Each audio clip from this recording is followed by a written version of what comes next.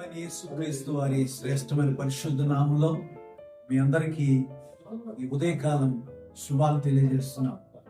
ప్రియమైన దేవుని బిడ్డలారా, ఈరోజు పరిశుద్ధ గ్రంథమైన బైబిల్ నుంచి ఒక మాటను చదువుకుందాం. యోహాను రాసిన సువార్త 3వ అధ్యాయం 16వ వచనం.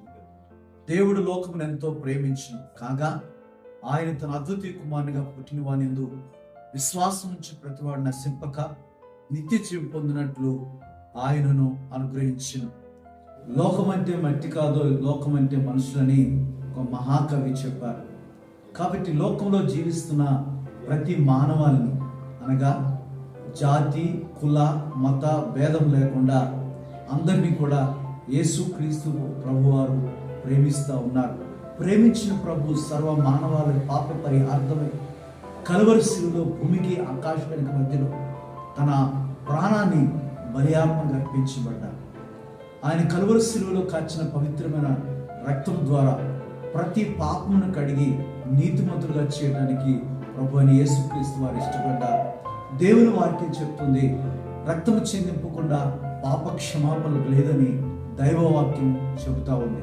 కాబట్టి యేసుక్రీస్తు ప్రభు వారు ప్రేమించిన ప్రజల కొరకు తన ప్రాణాన్ని ఇవ్వటానికి కూడా ఆయన వెనుతీయలేదు. దేవుని బిడ్డలారా, ఈ ఉదయకాల సమయంలో ప్రభు అయిన యేసుక్రీస్తు వారు నీవెవరైనా కావచ్చు, నీ స్థితి ఏదైనా కావచ్చు, నీ పరిస్థితి ఏదైనా కావచ్చు, నీ జీవితాన్ని, నీ బ్రతుకును ఎవరైనా తృణీకరించవచ్చు, కానీ దేవుడు నిన్ను ప్రేమిస్తా ఉన్నాడు. ప్రేమించిన ప్రభు నీ కొరకు కలువరి శిలువలో ప్రాణం పెట్టి ఇదిగో చనిపోయి సమాధి చేయబడి తిరిగి 3వ దినాన సజీవుడిగా లేచాడు.